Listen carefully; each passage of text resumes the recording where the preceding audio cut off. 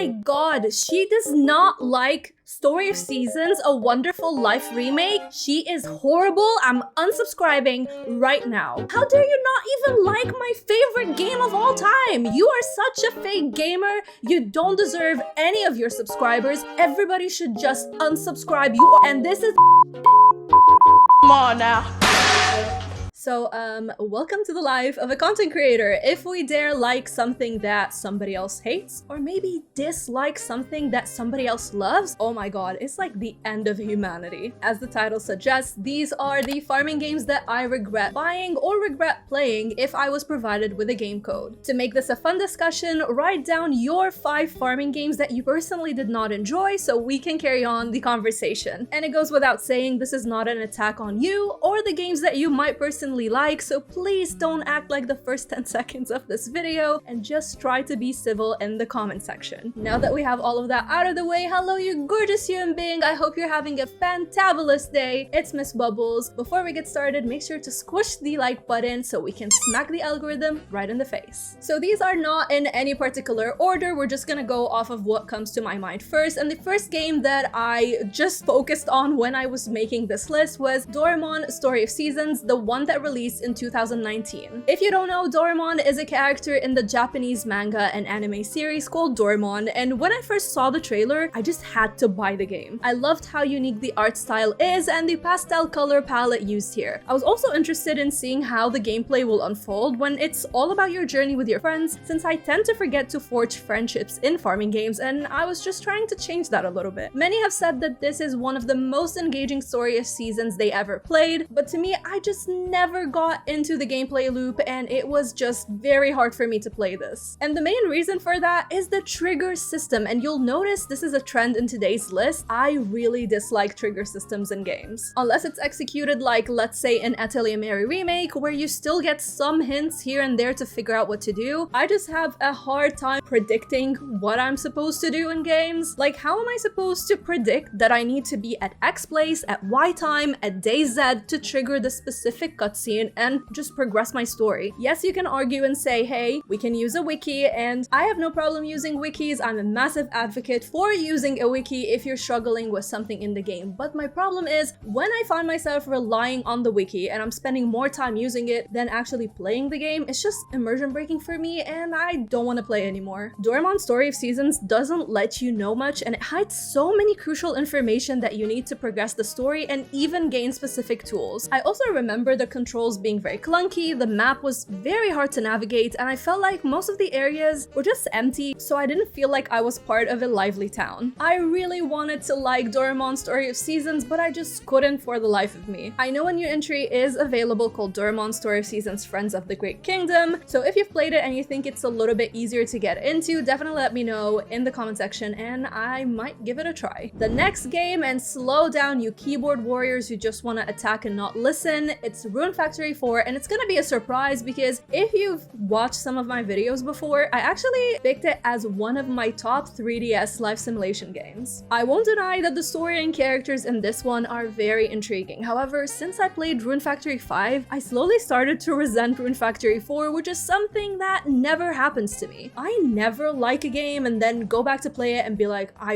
really don't like this game. It just never happened to me until I played Rune Factory 4 Special on the Nintendo Switch. And this, yet again, has the same problem I faced with Doraemon, the damn trigger system. Rune Factory 4 takes these trigger events to a whole nother level and makes it so hard to unlock them. I found myself just glued to the wiki again, trying to figure out how to trigger different events. The graphics 100% felt dated on the Switch, and yes, I know this is a remake, but I still feel Story of Seasons A Wonderful Life looked just so much better in its remake than Rune Factory 4 Special ever did. And the excessive need for grinding just made my play sessions tedious rather than fun and exciting. I guess the nostalgia for Rune Factory 4 was there, but when I tried to replay it through its remake, I was completely disconnected from it. I know many swear by Rune Factory 4, it's their favorite in the entire franchise. Sadly, it just isn't for me anymore, and it's okay to stop liking a game that you thought you used to like, and I would recommend Rune Factory 5 over Rune Factory 4 Special any day. The next one is gonna take you by surprise, because if you remember, I was so excited for it. Square Enix gifted me a game code for Harvestella and we streamed it twice, and I was having a really good time in the first 5 to 10 hours. Sadly, the fun factor quickly vanished for me after that, and it just felt like an absolute chore to play this game. Harvestella is an RPG first and farming game second, and if you know me, I adore RPGs. They are my favorite genre to play over cozy games. However, I was expecting a different kind of game when I watched the trailers, so playing the game just felt more like a shock and like a wake-up call for me. I love combat in my farming games, and that's why I still adore games like Rune Factory 5, my time at Sandrock, Stardew Valley, and more. Each of these games implement combat, but they add it in a way that feels accessible considering they are farming games first. With Harvestella, the enemies and the boss fights just felt a little bit too difficult for my liking for this type of gameplay. Some of you said it was too easy, but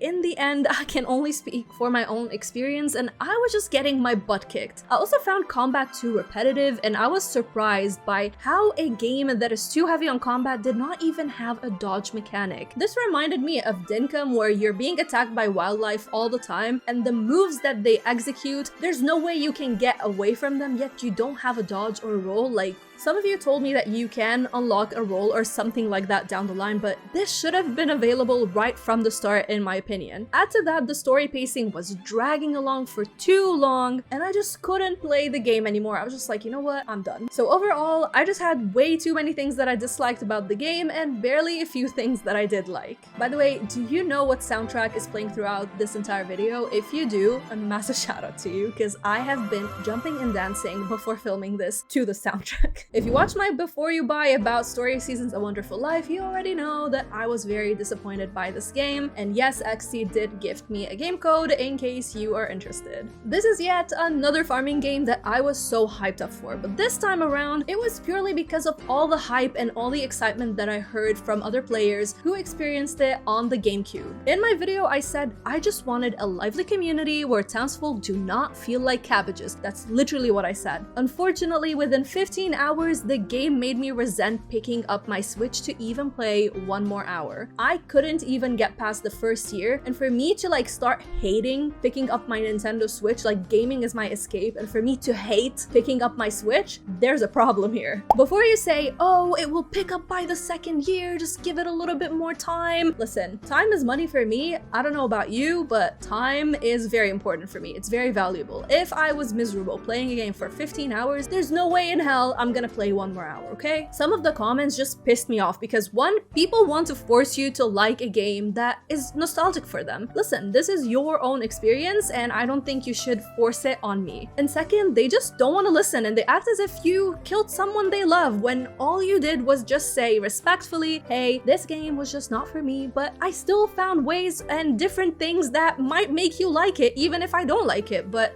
I don't know, I feel like people these days just don't understand what an opinion is. Like, having a conversation and discussion is something, but then attacking somebody else and saying their channel sucks or they suck as a human being because they just didn't like a game that you like, it's just crazy to me. I mean, what kind of world are you living in? Do you know the different things that are happening around the world? This is just a game. Anyways, this rant can be for another video, but it definitely annoyed me. Story of Seasons A Wonderful Life was full of repetitive dialogue and was a complete slog to progress through. And just to make things clear, I was not looking for an innovative gameplay. I know this is a very old game. It was being remade. It was on the GameCube. I'm aware of all of that. All I wanted was a fun community to be part of. I praise its graphic, its whimsical charm, its variety in personalities and whatnot, but it left me craving every single cutscene and eventually I just gave up on the game. I go more into detail in my Before You Buy. I'm gonna pin it along with all other Before You Buys that are created for any of the games that are in this list today, but Forgotten Valley was just that to me. It was a very forgetful experience. Life, have you heard about that one? I bought it for myself when it was in early access and then the publisher gifted me a game code when it fully released on the Nintendo Switch. I was so interested in it because it gave me a vibe of Animal Crossing, which I adore, with an addition of extra layers of creativity, freedom, and customization. Life has a very specific player in mind and that player is definitely not me. While it has its own farming mechanics, it encourages changes a lot of design elements, and it's not really a traditional farming game, which many of us thought it was. You won't be getting branch animals or building a relationship with villagers or focusing on romance or anything of that sort. In fact, the more you play, the more you realize how dead the villagers are. And with a game that highlights building your own stuff, the controls on the Switch were so hard to navigate, and the gameplay was so lackluster, it left a lot to be craved for. The lifeless villagers and how slow the pacing of the game is just felt very repetitive and boring, and I just wanted to play the game, get my video out, and get it over with. I do have a more in-depth before you buy for Hoko Life, since I always talk about the good and the bad in a game, despite how I personally feel about it, so you will find it in the pinned comment section. Pinned comment, not comment section. You cannot pin the entire section. Now, I don't know if you've heard about Brookhaven Grimoire. If you search Brookhaven, you will find Roblox. That's not what I'm talking about. But when I was initially doing the video for Brookhaven Grimoire, it had a lot of hype at the time of its release. You can probably see that it carries a lot of similarities to Stardew Valley, especially in the graphics department. However, the premise was very promising, and the developer was trying to emphasize magic to set it apart and add its own new gameplay features. I really liked the occults added in, and it felt more like a magical Stardew Valley, but the story's pacing was so slow, the puzzles left me frustrated, and it had a lack of direction, and the controls were not the best. In my video, I expressed how I found it hard to find anything for me to be eager about, but I still made my video because I was the one who reached out to the developer. I was very interested in the trailers, and I thought that the game was very promising. I've checked the reviews since my video was published, and many reported that the game just feels like it was abandoned by the developer and nothing was addressed later on. I did see that there has been some patches up until November 2022, but honestly, I never booted it up and I don't intend on doing so. I also remember having a not so bubbly conversation or encounter in their Discord server, and it kind of left a sour taste in my mouth. Another game I regret playing is Bunhouse. I was gifted a code for this game by the developer, and I did include it in one of my videos talking about cozy games to play. However, I mentioned how the game doesn't seem to offer much when you compare its price tag to other games in the farming genre. While it's definitely cute, you play as a bunny and you run your own greenhouse and you find small attention to detail to make sure your plants grow, gameplay becomes repetitive very quickly. Add to that the super clunky controls, and I just can't justify the price tag. I know for a fact that if I did buy it, I would have definitely regretted it. So this one would be more of wait for a deep sale before you get it. As I was prepping for this video, I had to deeply think about how can I mention Roots of Pacha without upsetting people. Also, this was gifted to me by the publisher Critivo. I have a before you buy on it, and in the video, you can see how much praise I have for the game's innovative gameplay mechanics. And it just has a very unique way of inviting you to explore more ideas, which are the game's core gameplay mechanic of unlocking more features to play within the game. I really like the whole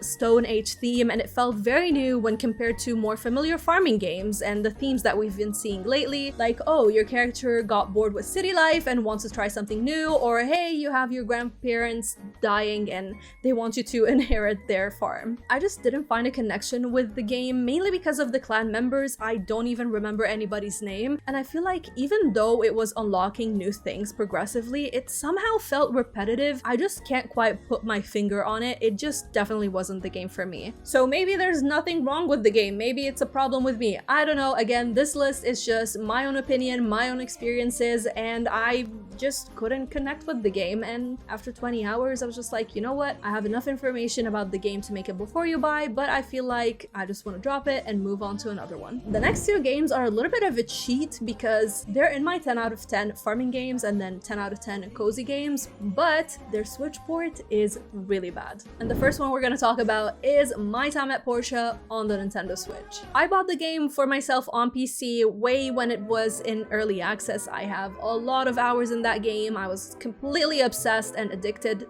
with it. I just love it. The Nintendo Switch version, I got it on sale, and oh my god, was it poorly optimized, and it gave me terrible motion sickness. It took me 5 minutes minimum each time just to get past the initial loading screen, and then when the world opens up, the game just feels like a slideshow that you are presenting to your teacher at school. It is terrible. The lag and the stuttering just made it completely unplayable, and it was such a shame to see because I adored it and I felt like it would be perfect for bed gaming. I've seen many say that it plays perfectly on the Switch and they had zero issues with it. I wish that was my case. The game was absolutely unplayable. I didn't even go back to check how it is because once a game gives me very bad migraines and motion sickness, I just stay away and I'm like, you know what, it's just not worth it. So I don't know if it's playable now. If you're thinking about getting it on the Switch, make sure to do your research first. And another game that had a horrible Switch port is Garden Pause. I supported this game all the way since it first released into early access on Steam, and I would even go to the devs' Twitch streams and see what they're doing live because they had these like fun live devlogs and it was just fun to see them work on the game. We knew a Switch port is coming, but we had no idea about the date, and the game suddenly just gets a release date on the Switch. No early codes were sent because I did ask for one and all I heard was crickets. Later on, I was gifted a game code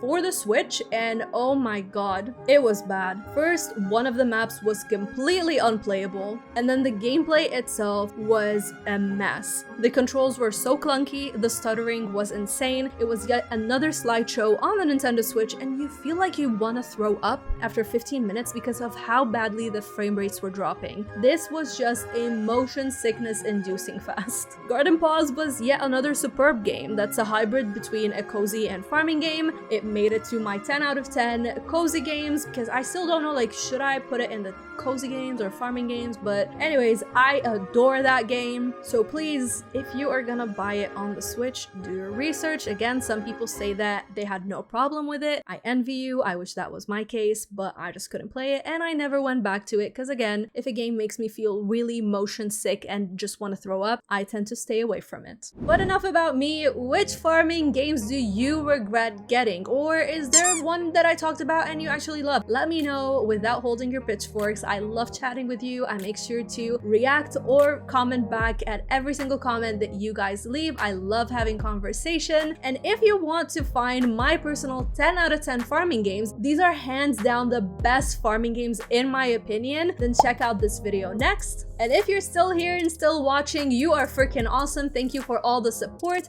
And if you want to support me further, please check out my Patreon and YouTube channel members because that would mean the world to me and I can continue doing what I do right here. A special thank you to my YouTube and Patreon bubblies for supporting me, and a shout out goes to the Game Dimension, Jacob, Stephanie, Steven, Dark One, and Jake Logan for going the extra mile.